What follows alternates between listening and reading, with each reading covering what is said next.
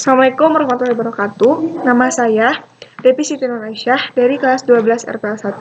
Hari ini saya akan mendemokan aplikasi pembayaran SPP yang telah saya buat. Aplikasi ini adalah aplikasi berbasis Java. Dalam aplikasi ini tidak hanya memuat mengenai aplikasi pembayaran SPP, tapi juga bisa digunakan untuk aplikasi pembayaran sekolah seperti UAS dan lain-lain. Tujuan dari pembuatan aplikasi ini adalah untuk pengadministrasian data SPP dan agar tidak adanya kesalahan dalam penginputan data. Serta dikarenakan sekolah kami belum mempunyai aplikasi pembayaran sekolah. Yang pertama, flowchart dari aplikasi pembayaran SPP adalah sebagai berikut. Start, login, username password, pengecekan username password valid. Jika tidak, kita kembali lagi ke halaman login. Jika ya, pengecekan apakah admin. Jika admin, tampilannya adalah sebagai berikut. Jika bukan admin, kita dihadapkan dengan kondisi petugas. Apakah petugas? Jika ya, tampilannya sebagai berikut, tabel data pembayaran pokok, tabel pembayaran pokok, dan lain-lain. Jika bukan petugas, maka kita langsung mengakses laporan. Artinya, di sini, jika bukan admin, jika bukan petugas, maka siswa. Logout dan finish. Perlu diketahui, dalam pembayaran SPP ini terbagi menjadi 3 akses, yaitu admin, petugas, dan siswa. Kita login dulu sebagai admin atau sebagai guru.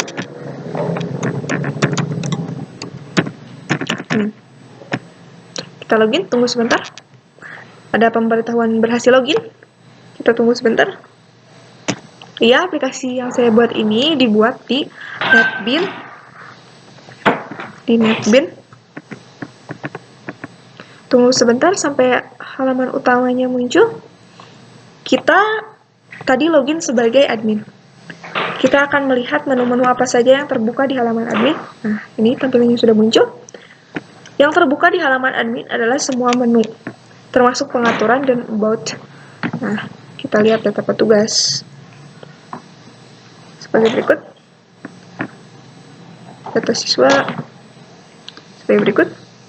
Dengan data-data semua, dengan data-data lainnya sama. Tambah dulu. Nah, datanya sebagai berikut yang muncul di siswa. Devi Siti Nuraisyah dan lain-lain. Kita bisa menghapus, mengedit, atau menyimpan data. Semuanya sama. Kita tambahkan data SPP dulu ya. Klik button tambah. Kita tambahkan misalkan uang kenaikan atau PPT. Kita simpan. Nah, sukses tersimpan. Ini sudah tersimpan datanya. Klik tambah data. Semuanya akan kosong lagi. Oke, semuanya sudah bisa disimpan, edit, dan hapus. Nah, jenis SPP ini memuat jenis apa saja, jenis pembayaran apa saja yang akan diakses di pembayaran.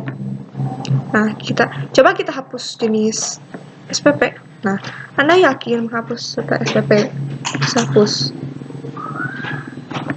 Oke. Kenapa jenis SPP ini tidak terbuka? Tidak terhapus? Karena SPP ini adalah pembayaran pokok. Jadi jenis SPP ini tidak akan terhapus walaupun dihapus. Untuk SPP ini kita bisa menambahkan jurusan, jenis SPP, tahun masuk, serta nominal berapa saja dalam pembayaran. Kita masuk ke transaksi. Kita coba pembayaran pokok dulu. Cari nama siswanya. Pembayaran pokok ini memuat pembayaran SPP per bulan. Kita coba bulan Mei. Nah, bulan Mei ini bisa terbuka, artinya belum dibayar. Kita lihat bulan April, transaksi bulan April sudah dilakukan. Nah, ini maksudnya adalah bulan April itu sudah dibayarkan di transaksi sebelumnya. Kita simpan. Oke. Bayar. Nah, kita bisa selesai atau print. Kita coba print. Sukses simpan. Tunggu sampai print out untuk mencetak fakturnya keluar di e-report. Nah, ada selesai dan print. Untuk selesai sendiri, tugasnya sama seperti print. Untuk menyimpan data, Tapi selesai ini tidak untuk print data. Jadi tugasnya hampir sama dengan print. Print adalah untuk menyimpan data sekaligus memprint faktur. Untuk selesai adalah untuk menyelesaikan data tanpa memprint faktur. Nah, tampilan dari fakturnya adalah sebagai berikut. Nah, bukti pembayaran SPP. Ada NIS, nama, kelas, petugas, bulan apa saja yang dibayarkan, nominalnya, total bayar, dan kembali. Nah, sesudah ini keluar, maka tabel detailnya akan kembali kosong untuk melakukan transaksi berikutnya. Nah, yang kita akses kedua adalah form pembayaran. Nah, form pembayaran ini digunakan untuk membayar pembayaran sekolah seperti UAS dan lain-lain. Di sini ada pemberitahuan, tidak bisa menggunakan jenis SPP. Silahkan melakukan pembayaran di menu pembayaran pokok. Nah, maksudnya adalah SPP ini tidak bisa dibayarkan di form pembayaran karena SPP ini mempunyai form sendiri, yaitu form pembayaran pokok. Kita coba di DSP ya. Untuk melakukan pembayaran di form pembayaran, kita harus mengganti dulu jenisnya menjadi jenis selain jenis SPP. Kita cari. Nah, tagihannya gini, total tagihannya segini, kita simpan. Sukses simpan. Nah, untuk sisa tagihannya jadi 0. Coba kita simpan lagi, apakah bisa? Anda sudah lunas. Di sini artinya, jika totalnya sudah 0 atau sisa tagihannya 0, kalian tidak bisa membayar lagi jenis pembayaran yang kalian mau. Karena sudah lunas, jadi tidak ada penggandaan atau data yang rangkap dalam pembayaran ini. Kita bayar. Tugas selesai dan print itu sama seperti form pembayaran pokok yang tadi. Kita tunggu sampai fakturnya keluar. Selesai untuk memprint ke transaksi maksudnya selesai untuk menyimpan ke tabel transaksi, sementara print menyimpan dan menampilkan tampilan untuk print faktur atau bukti pembayaran. Nah, ini bukti pembayaran. Detail pembayaran jenisnya DSP, nominalnya sama halnya dengan yang tadi, desainnya sama, hanya beda judul dan beda jenis. Nah, sudah. Jika di close, jenisnya, maksud saya tabelnya akan hilang untuk melakukan pembayaran selanjutnya. Selanjutnya kita lihat laporan. Nah, laporan ini terbagi menjadi beberapa jenis.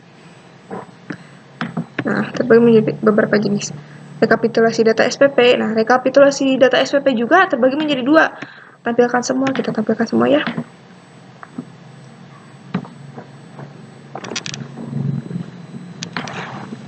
Nah, sudah tampil tampilannya. Tampilannya sebagai berikut. Ini adalah tampilan rekapitulasi pembayaran SPP keseluruhan per tahun ajaran. Tahun ajarannya 2017 dan 2017-2018. Nah, ada tampilkan berdasarkan tanggal sebagai berikut. Perjurusan, persiswa. Kita coba dulu persiswa.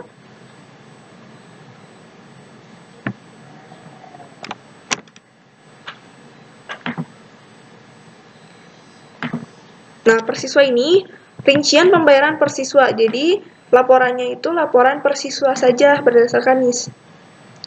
Selanjutnya, per kelas. Laporan data per kelas ini menampilkan data-data pembayaran SPP per kelas. Per kelas. Data siswa. Data siswa ini menampilkan data-data siswa yang sudah tersimpan di dalam aplikasi ini. Nah, ini datanya sudah muncul. Selanjutnya yang terakhir adalah data pembayaran. Data pembayaran ini dipilihnya berdasarkan kelas dan tahun ajaran. Kita lihat.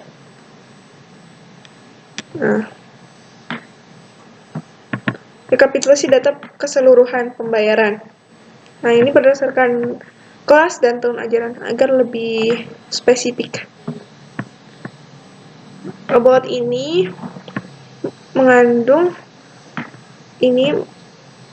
terdiri dari informasi mengenai pembuat aplikasi.